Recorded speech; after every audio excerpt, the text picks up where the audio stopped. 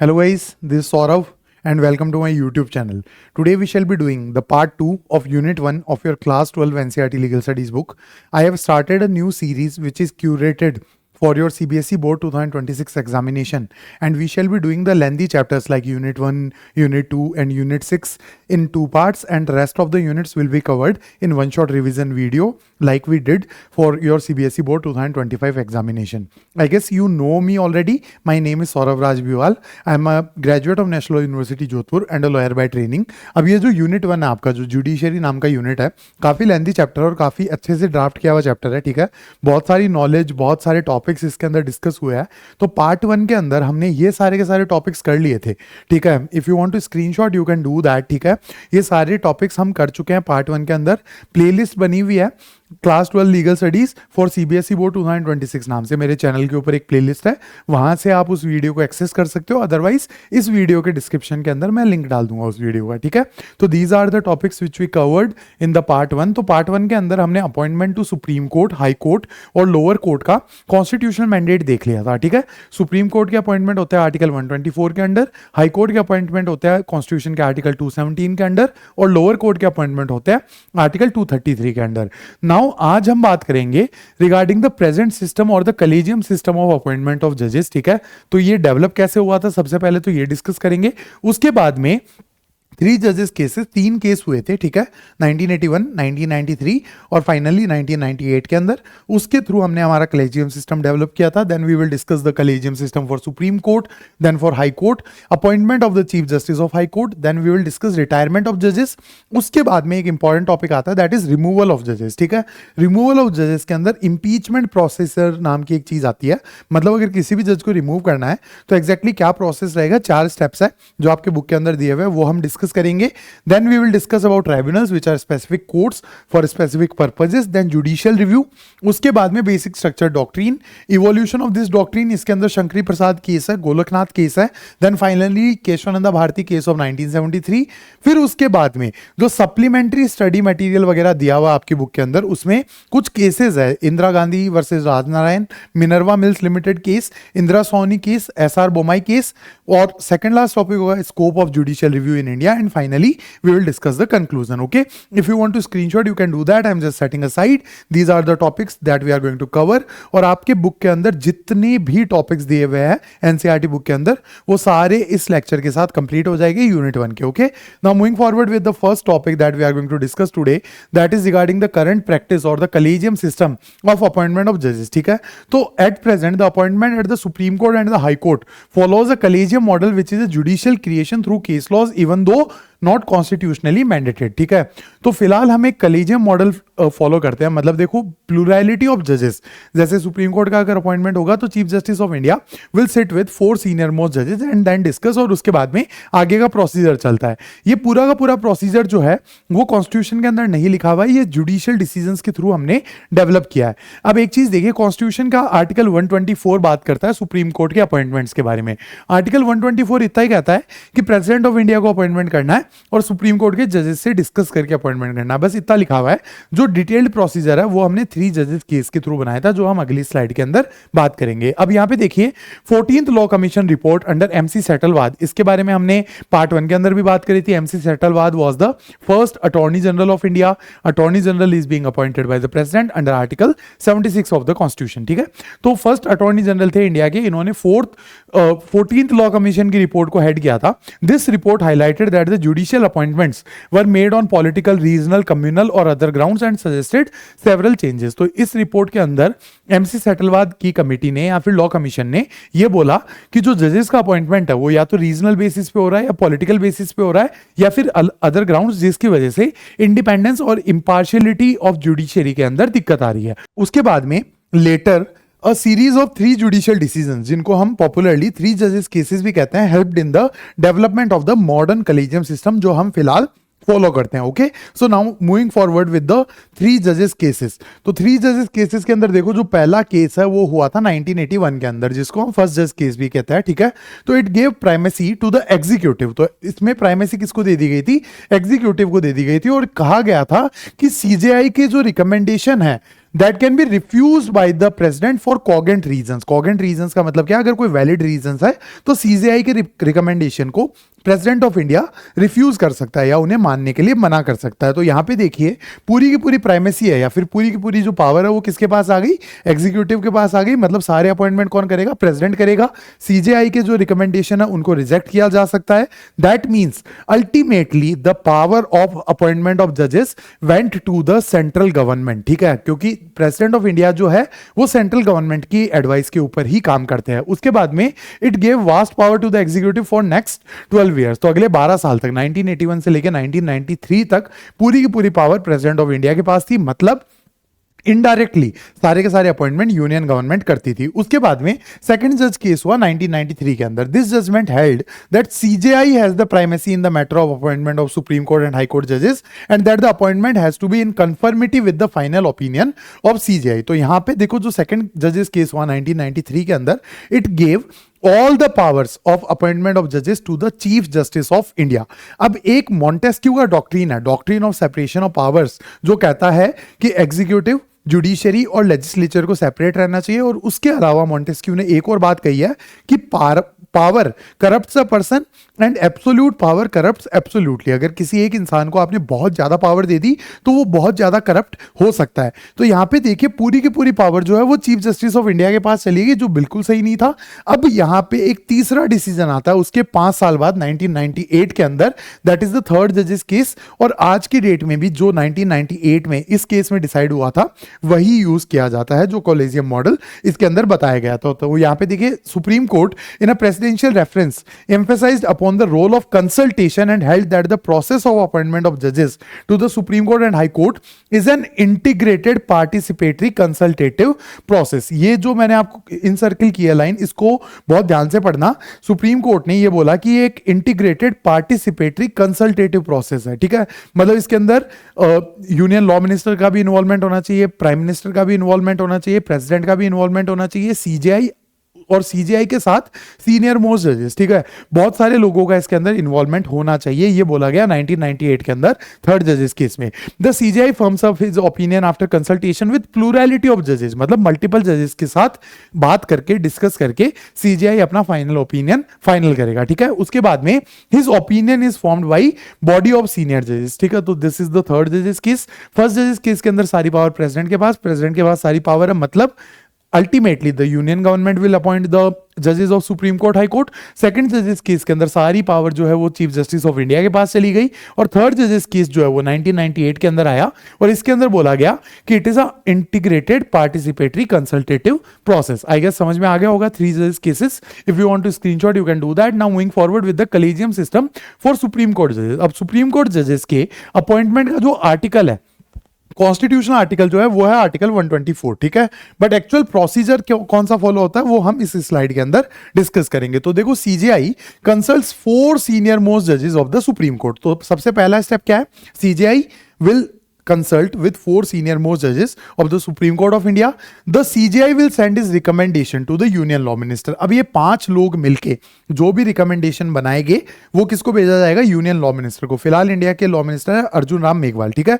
उसके बाद में law minister puts up the same to the prime minister and the prime minister will then advise the president. तो देखो कुल मिला क्या होगा, Chief justice of India will sit with 4 senior most जजेस और मान लो 2 वैकेंसी है तो इन्होंने 2 नाम डिसाइड किए। वो 2 नाम की एक चिट्ठी बना के या एक लेटर बना के भेज दिया जाएगा लॉ मिनिस्टर को। लॉ मिनिस्टर उस लेटर को भेज देगा प्राइम मिनिस्टर को और प्राइम मिनिस्टर उस लेटर को प्रेसिडेंट को भेज देगा and president will make the final appointment. तो यहां पे एक चीज देखिए कि अल्टीमेटली जो डिसाइडिंग अथॉरिटी है वो ये लोग ही है, 4 सीनियर मोस्ट जजेस एंड द सीजेआई। ये जो डिसाइड करेंगे वही फाइनल होगा। लॉ मिनिस्टर, प्राइम मिनिस्टर और प्रेसिडेंट ये तो बस देखो बीच के मोहरे है, इनका कोई खास रोल इसके अंदर नहीं है। उसके बाद में seniority principle in the appointment of CJI. अब देखो जजेस तो अपॉइंट हो गए लेकिन चीफ जस्टिस कौन बनेगा, तो इसके अंदर चलता है सीनियरिटी प्रिंसिपल। सीनियरिटी प्रिंसिपल का मतलब ये नहीं है कि जिसकी एज सबसे ज्यादा है वो सीजेआई बनेगा। जिस इंसान ने सुप्रीम कोर्ट में सबसे ज्यादा समय तक काम किया हुआ होता है जजेस, he will become the CJI. ये एक अनसेड रूल है, सुप्रीम कोर्ट के अंदर यही चलता है, ये कहीं रिटर्न नहीं है but it is a unsaid rule ताकि एक इंपार्शियलिटी मेंटेन रहे। तो यहां पे देखिए according to this principle the senior most जज of the supreme Court is appointed as the CJI. The principle is an unwritten convention called seniority principle, ठीक है। ये अनरिटन है, मतलब ना तो कॉन्स्टिट्यूशन के अंदर इसका कोई मेंशन है, ना किसी जुडिशियल प्रोनाउंसमेंट के अंदर ये दिया हुआ है, बस ये एक रूल बना हुआ है और ये चला आ रहा है, ठीक है। उसके बाद में it aims to safeguard the judiciary's independence from any sort of political interference. Okay, so this is about the collegium system for Supreme court जजेस। Now discussing the collegium system for High Court जजेस। तो देखो supreme court के अंदर तो बहुत easy सा काम है। सीजेआई जो है वो 4 सीनियर मोस्ट जजेस के साथ बैठेगा, डिसाइड करेगा, लॉ मिनिस्टर को लेटर भेज देगा, लॉ मिनिस्टर वो लेटर प्राइम मिनिस्टर को देगा, prime minister will send that letter to the president and president will make the appointment. Supreme Court में तो ईजी है, लेकिन हाई कोर्ट में जो स्टेप्स है वो थोड़े ज्यादा है। तो पहला स्टेप देखिए, अगर कोई हाई कोर्ट का जज अपॉइंट करना है तो सबसे पहला स्टेप क्या होगा, collegium comprises of chief justice of the high Court and 2 senior most जजेस ऑफ द हाई कोर्ट। मान लो आंध्र प्रदेश हाई कोर्ट के अंदर हमें अपॉइंटमेंट करना है, ठीक है। तो आंध्र प्रदेश हाई कोर्ट के अंदर मान लो 4 वैकेंसी है या 2 वैकेंसी है, ठीक है। 2 vacancies are there in Andhra Pradesh High Court. Andhra Pradesh High Court के जो भी चीफ जस्टिस है, he will sit with 2 senior most जजेस of Andhra Pradesh High Court and they will give names, ठीक है। अब ये 2 नाम डिसाइड नहीं करेंगे, थोड़े से ज्यादा नाम डिसाइड करेंगे, क्योंकि यहां पे एक फिल्टर और लगेगा, ठीक है। एक फिल्टर और लगेगा, जो 4th वाला स्टेप है ना, यहां पे फिल्टर लगेगा। तो ये जनरली मल्टीपल नाम सजेस्ट करते हैं। तो क्या हुआ, 2 वैकेंसी है, तो टोटल मान लो 4 नाम इन्होंने डिसाइड करके भेज दिए, ठीक है। 1 2 3 और 4 की सर आप इन 4 में से डिसाइड कर दो। अब Chief justice of the high Court conveys his recommendation to the chief minister of the state and the governor of the state. तो जो हाई कोर्ट के चीफ जस्टिस है वो ये लेटर किसको भेजेंगे, उस स्टेट के गवर्नर और चीफ मिनिस्टर को। उसके बाद में जो सीएम और गवर्नर है, ये अपने व्यूज है वो किसको भेज देंगे, यूनियन लॉ मिनिस्टर को, ठीक है। तो 3 स्टेप तो ये हो गए। सबसे पहले chief justice of the high court, इन्होंने नाम डिसाइड करे 2 सीनियर मोस्ट जजेस के साथ बैठ के, ये थोड़े ज्यादा नाम डिसाइड कर लेते हैं, फिर वो लेटर भेज देते हैं सीएम और गवर्नर को। सीएम और गवर्नर मिलके वो लेटर भेज देते हैं यूनियन लॉ मिनिस्टर को। अब यूनियन लॉ मिनिस्टर जो है वो इस मटेरियल को फॉरवर्ड करता है चीफ जस्टिस ऑफ इंडिया के पास, ठीक है। Union law minister will forward this letter to the CJI. अब सीजेआई क्या करेगा, ही विल सिट विथ 2 जजेस ऑफ सुप्रीम कोर्ट। अब यहां पे सीनियर मोस्ट नहीं है, ठीक है। सीजेआई 2 सुप्रीम कोर्ट के कोई भी जज हो, सीनियर मोस्ट की जरूरत नहीं है, ठीक है। He will consult with a collegium of 2 जजेस ऑफ द सुप्रीम कोर्ट और ये फाइनल नाम डिसाइड करेंगे। अब मान लो अपने पास ये 4 नाम आए थे, तो इनमें से नंबर 2 हमने काट दिया, नंबर 4 हमने काट दिया, नंबर 1 और नंबर 3 डिसाइड कर लिए, ठीक है। 2 वैकेंसी थी। अब CJI send his recommendation to the union law minister. अब यूनियन लॉ मिनिस्टर इस लेटर को प्राइम मिनिस्टर को भेज देंगे and prime minister will advise the president in the matter of appointment. तो यहाँ पे टोटल 7 स्टेप है। आई गेस समझ में आ गया होगा collegium system for High Court जजेस, ठीक है। सबसे पहले क्या होगा, उस हाई कोर्ट का चीफ जस्टिस 2 जजेस के साथ बैठेगा, जो सीनियर मोस्ट जजेस हो गए उस हाई कोर्ट के। ये 4-5 नाम डिसाइड कर लेंगे, थोड़े ज्यादा नाम डिसाइड कर लेंगे, सीएम को लेटर भेज देंगे, सीएम वो लेटर भेजेगा यूनियन लॉ मिनिस्टर को, union law minister will send that letter to CJI, CJI will sit with 2 जजेस ऑफ द सुप्रीम कोर्ट और फाइनली वो जो लेटर है वो यूनियन लॉ मिनिस्टर को वापस जाएगा, जो भी नाम डिसाइड हो गए। Then he will put this letter to the prime minister and prime minister will advise the president for the appointment. I guess समझ में आ गया होगा। Now moving forward with the next thing, थोड़ा बहुत मार्केटिंग कर लेते हैं यार, पढ़ा तो काफी लिया। तो basically I am doing current affairs for CLAT, legal reasoning for CLAT. मैंने लास्ट ईयर के लिए भी सीरीज बनाई थी, लीगल रीजनिंग के मेजर लॉ सारे कवर किए थे। करंट अफेयर्स के अंदर भी I will give 4-5 videos each and every month free of cost, ठीक है। सारे के सारे नोट्स भी मेरे फ्री होते हैं मेरे टेलीग्राम चैनल के थ्रू, ठीक है। तो you will get all the notes, all the topics and I assure you most of the topics which will be asked in the current affairs section of the CLAT examination shall be from my notes only. उसके अलावा you can see these glimpses, I made a series for law of torts for CLAT, complete series और concept videos है, ज्यादा lengthy videos नहीं है। 1.5x पे करके देखोगे, 1-1.5 घंटे में 2 घंटे में आपका काम हो जाएगा, ठीक है। Then law of contracts, then law of crime and finally constitution of India के भी सारे लेक्चर्स मैंने कवर किए थे, ठीक है। तो you can also go through my CLAT videos and I would request you to go through my CLAT videos as well, ठीक है। आप लीगल स्टडीज में तो काफी अच्छा रिस्पॉन्स मेरे को देते हो, बट क्लैट के अंदर उस लेवल का रिस्पॉन्स आता नहीं है। Legal studies does not have that much financial viability, ना तो ये सीयूईटी में आता है, ना क्लैट में आता है, ना और कहीं, ठीक है। तो इस वजह से फाइनेंशियल वायबिलिटी इसकी नहीं है, लेकिन क्लैट की फिर भी ज्यादा है। तो I just want you to support me in my CLAT वाला इनिशिएटिव एज वेल, ठीक है। Now we will be discussing appointment of the Chief justice of the high Court. अब ये सर कैसे अपॉइंट होते हैं, Chief justice of high Court कैसे appoint होता है। तो सबसे पहले ये देखिए कि एक पॉलिसी है कि जिस हाई कोर्ट का चीफ जस्टिस चुना जा रहा है, चीफ जस्टिस उस पर्टिकुलर स्टेट का नहीं होगा, ठीक है। जैसे राजस्थान हाई कोर्ट का अगर चीफ जस्टिस चुना जा रहा है तो he won't belong to the state of Rajasthan, वो किसी दूसरे हाई कोर्ट से एलिवेट होके या ट्रांसफर होके ही आएंगे, ठीक है। सेम स्टेट का इंसान अपने स्टेट के अंदर चीफ जस्टिस नहीं बन सकता हाई कोर्ट का। अब यहाँ पे देखिए, chief justice of high court is appointed as पर the policy of having chief justice from outside the respective states, ठीक है। सेम स्टेट के इंसान को चीफ जस्टिस नहीं बनाया जा सकता। Collegium takes call on the elevation, ठीक है। अब इस कलेजियम के अंदर कौन कौन होगा, तो यहां पे देखिए कि CJI will sit with two senior most जजेस ऑफ द सुप्रीम कोर्ट, ठीक है।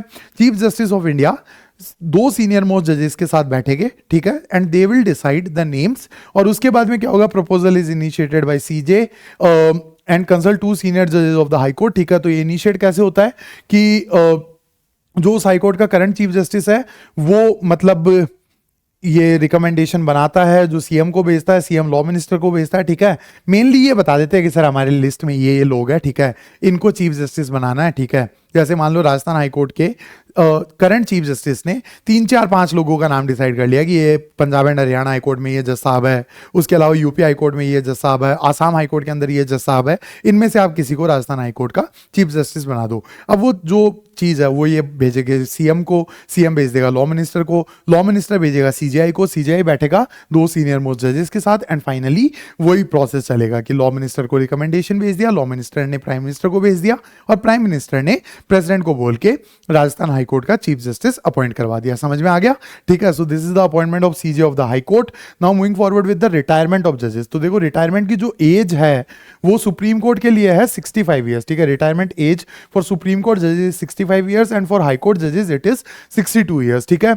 और जो डिस्ट्रिक्ट कोर्ट के जजेस की रिटायरमेंट एज है वो स्टेट गवर्नमेंट्स डिसाइड करती है। हर स्टेट के अंदर ये अलग अलग होता है, कहीं 60 होता है, कहीं 62 होता है, जनरली यही रहता है। उसके बाद में वेंकट चलैया रिपोर्ट, एक वेंकट चलैया कमेटी बैठी थी 2002 के अंदर, recommended that the retirement age of जजेस of high Court should be 65 और सुप्रीम कोर्ट के जजेस की 68 होनी चाहिए। ये एक अमेंडमेंट बिल भी पेश किया गया था सुप्रीम कोर्ट के अंदर, but this bill was not converted into a amendment act, ठीक है। ये अमेंडमेंट एक्ट नहीं बना था बिकॉज ये पास नहीं हुआ था, तो दिस बिल लैप्स, ठीक है।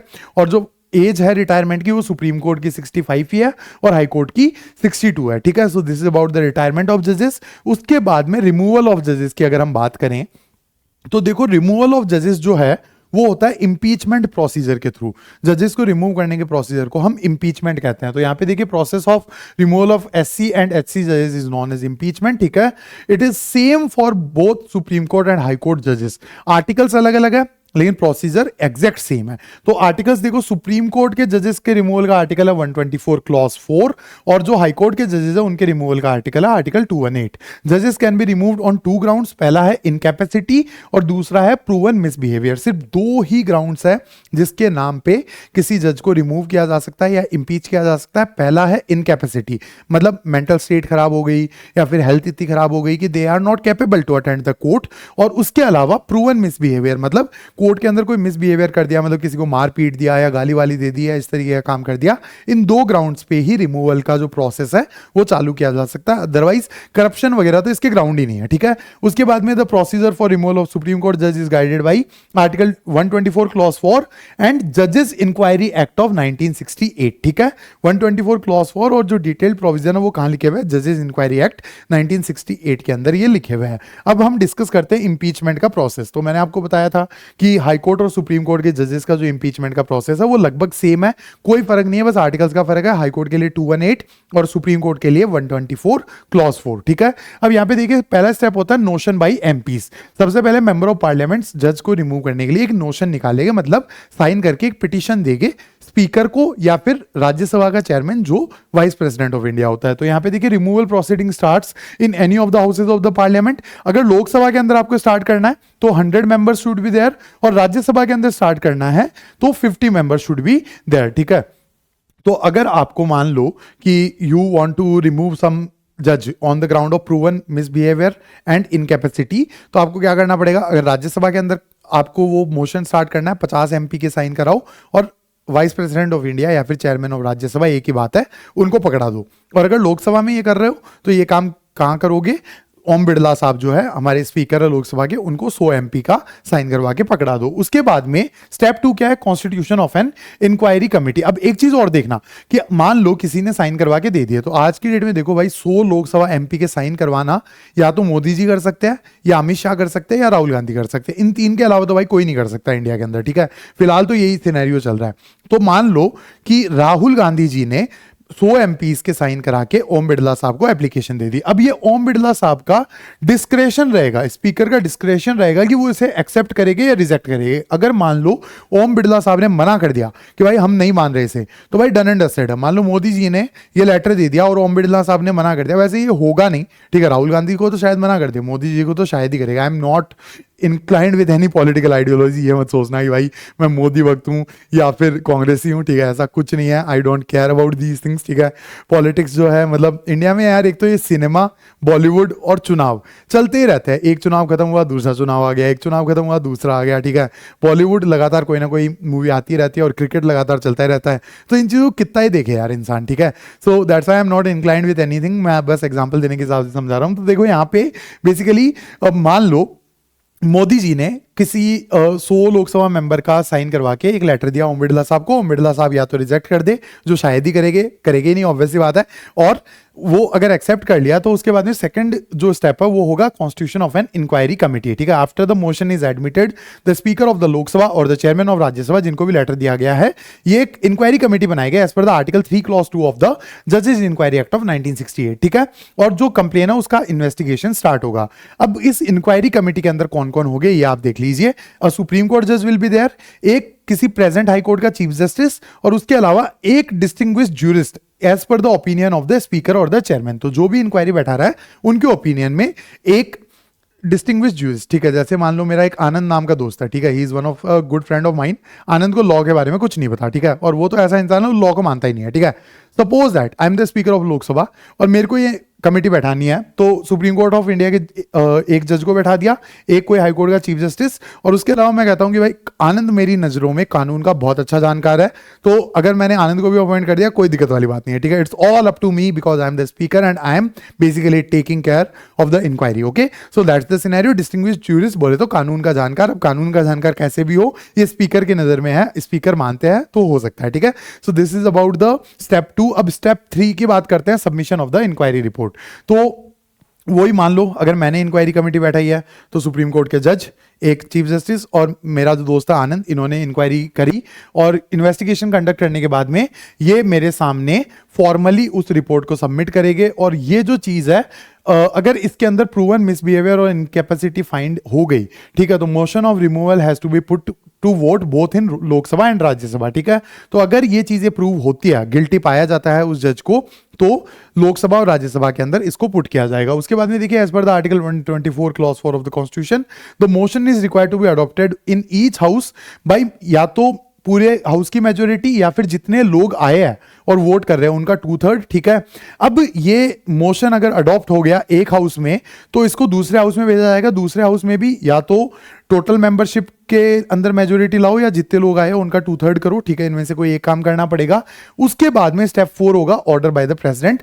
और आर्टिकल 124 क्लॉज 4 क्या कहता है, if the motion is adopted in both the houses by the required majority, जो स्पेशल मेजोरिटी है, then it is being given to the president and president passes the order of the final removal. और step 4 तक आते आते तो जजेस खुद ही resign कर देते हैं। आपके बुक के अंदर एक लिस्ट है किस किस के ऊपर ये मोशन चले हुए हैं, ठीक है, आप उसको देख लेना एक बार, ठीक है। So this is about the impeachment procedure. Now moving forward with the next topic, that is tribunals. Tribunals का मतलब होता है specific court for specific purposes, ठीक है। इनकम टैक्स से रिलेटेड डिस्प्यूट के लिए इनकम टैक्स ट्राइब्यूनल बना दिया।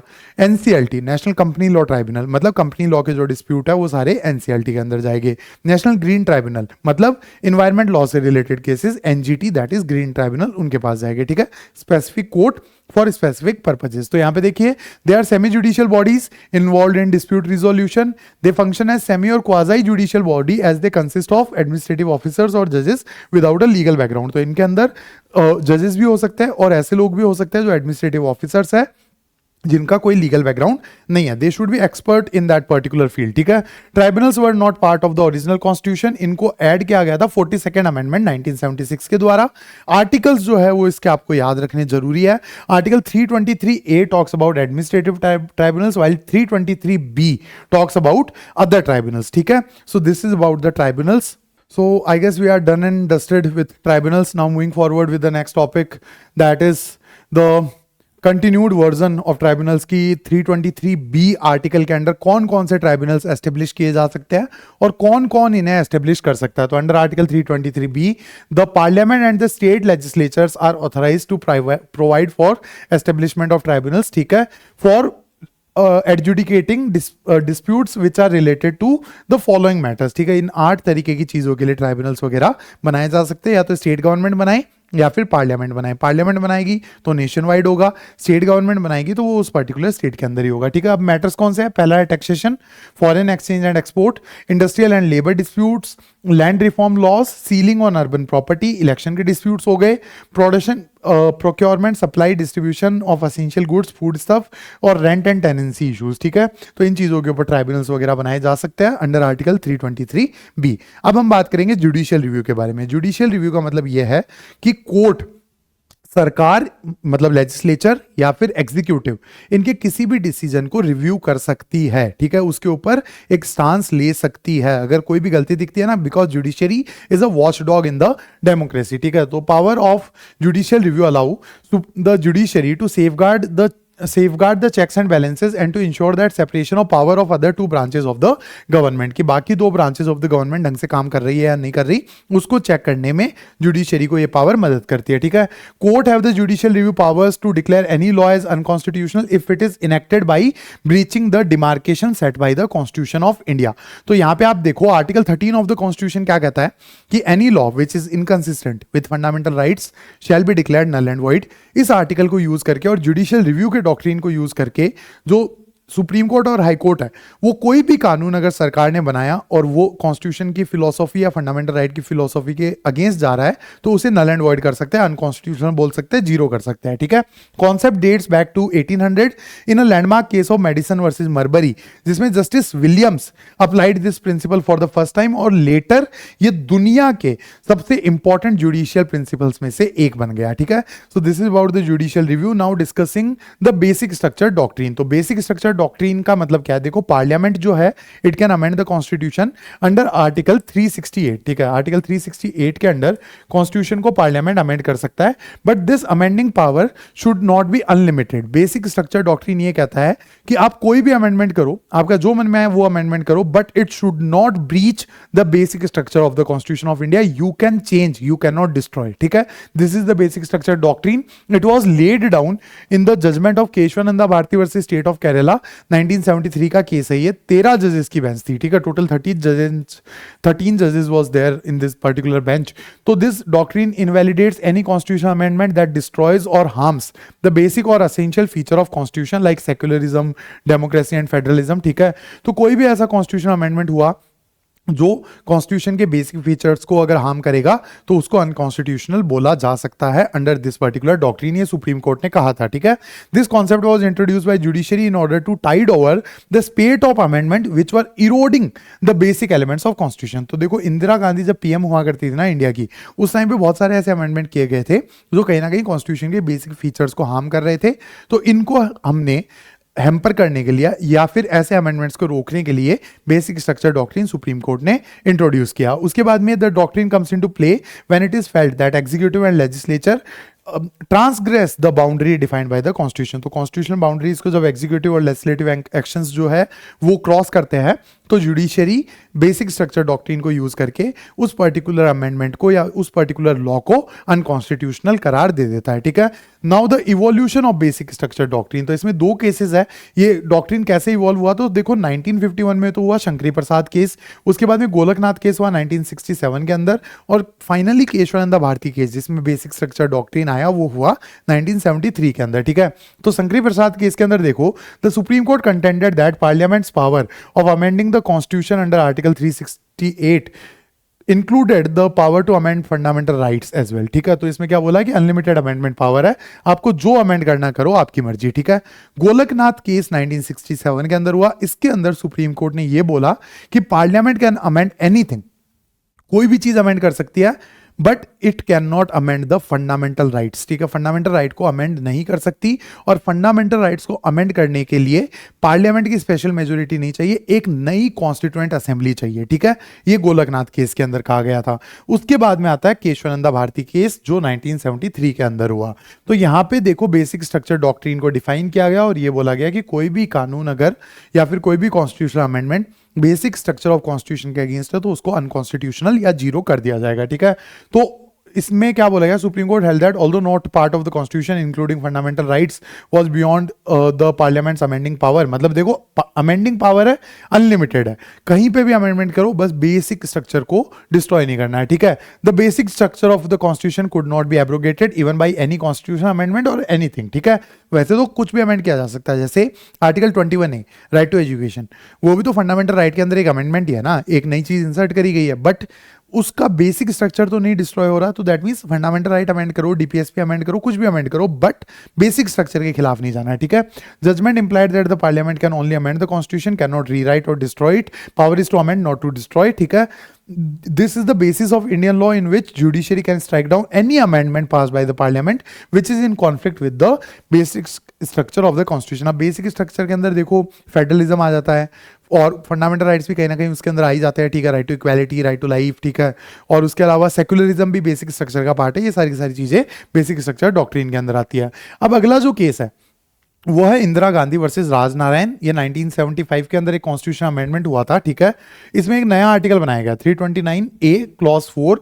इसमें क्या बोला गया, election of PM, president, vice president and speaker of Lok Sabha are beyond the judicial scrutiny. मतलब इन चारों इलेक्शन के ऊपर जुडिशियल स्क्रूटनी नहीं हो सकती, जुडिशियल रिव्यू नहीं हो सकता। अब देखो देश कौन चलाता है, Lok Sabha speaker, Rajya Sabha speaker. Rajya Sabha speaker is the vice president of the country, final sign होते हैं प्रेसिडेंट के, और prime minister is the head of the government. ठीक है, इन चारों के इलेक्शन अगर जुडिशियरी के हाथ से बाहर चले गए तब तो भाई डेमोक्रेसी किस नाम की। तो भाई सुप्रीम कोर्ट ने इंदिरा नेहरू गांधी वर्सेस राजनारायण में क्या कहा कि ये जो क्लॉज 4 है इस आर्टिकल का, इसको स्ट्रक डाउन किया कि ये भाई पार्लियामेंट के अमेंडिंग पावर के ऊपर है, and court ruled that free and fair election and judicial review are the part of basic structure of the constitution. ठीक है, इंदिरा गांधी नेहरू वर्सेस राजनारायण केस हो गया। अब अगला जो केस है वो है मिनर्वा मिल्स केस। ठीक है, तो इसमें बेसिकली बेसिक स्ट्रक्चर डॉक्ट्रिन को फर्दर स्ट्रेंथन किया गया और ये केस हुआ था 1980 के अंदर। ठीक है, तो यहां पे देखो 42nd अमेंडमेंट जो हुआ था ना 1976 के अंदर, इसके अंदर क्या हुआ था, पार्लियामेंट को अनलिमिटेड अमेंडिंग पावर दे दी गई थी। लेकिन यहां पे कोर्ट ने क्या बोला कि जो सुप्रीम लॉ इंडिया का वो कॉन्स्टिट्यूशन है, पार्लियामेंट नहीं है। ठीक है, यहां पे ये बोला गया, it rule that parliament can not destroy the basic features of the constitution in the name of amendment. ठीक है, in this case court added judicial review and balance between fundamental rights and DPSPs in the list of basic structure.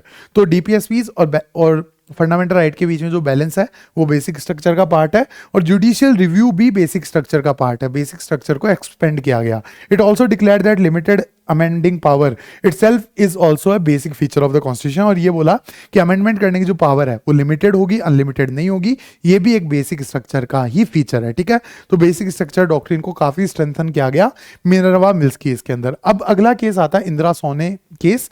ये OBC reservation से related case है। ठीक है, तो इसमें बात करी गई आर्टिकल 16 क्लॉज 4 के बारे में, which provide for reservation in public employment for the backward classes। ठीक है, ओबीसीज के लिए 27% जो रिजर्वेशन है उसको अपहोल्ड कर दिया सुप्रीम कोर्ट ने, और एक क्रीमी लेयर का कॉन्सेप्ट इंट्रोड्यूस किया। क्रीमी लेयर मतलब जो ओबीसीज के मेंबर है जिनकी आज की डेट में 8 लाख से ज्यादा इनकम है साल की, वो क्रीमी लेयर के अंदर आते हैं, उनको नॉन क्रीमी लेयर वाला जो रिजर्वेशन है वो नहीं मिलता है। ठीक है, court also rule that reservation in promotion is not permitted, promotion के अंदर रिजर्वेशन नहीं होगा, और टोटल रिजर्वेशन जो है वो 50% ही रहेगा। ठीक है, उसके बाद में court added rule of law to the list of basic structure features reinforcing constitutional governance. तो जो रूल ऑफ लॉ है मतलब हर चीज हमारे देश में कानून के हिसाब से होगी, उसको भी basic structure of the constitution का पार्ट बनाया इसी केस के अंदर। ठीक है, अब जो लास्ट केस है that is SR Bommai versus union of India 1994 का ये केस है।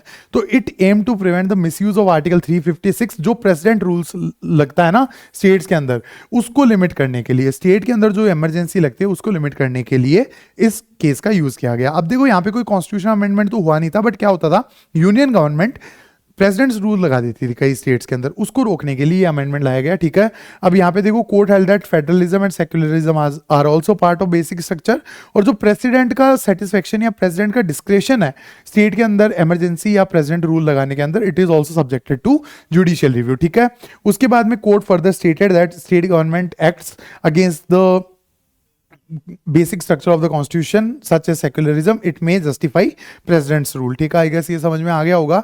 Now scope of judicial review, judicial review कहां तक जाता है, तो देखो सबसे पहले तो ब्लू फॉन्ट में लिखा हुआ है, it is one of the essential feature of the Indian constitution, constitution के प्रिंसिपल्स को, कॉन्स्टिट्यूशन की सुप्रीमेसी को प्रिजर्व करने में मदद करता है। ठीक है, it is available to the supreme court and high court in different states in matters of both legislative and administrative action, मतलब एग्जीक्यूटिव और लेजिस्लेचर दोनों के ऊपर हाई कोर्ट और सुप्रीम कोर्ट एक्शन ले सकते हैं।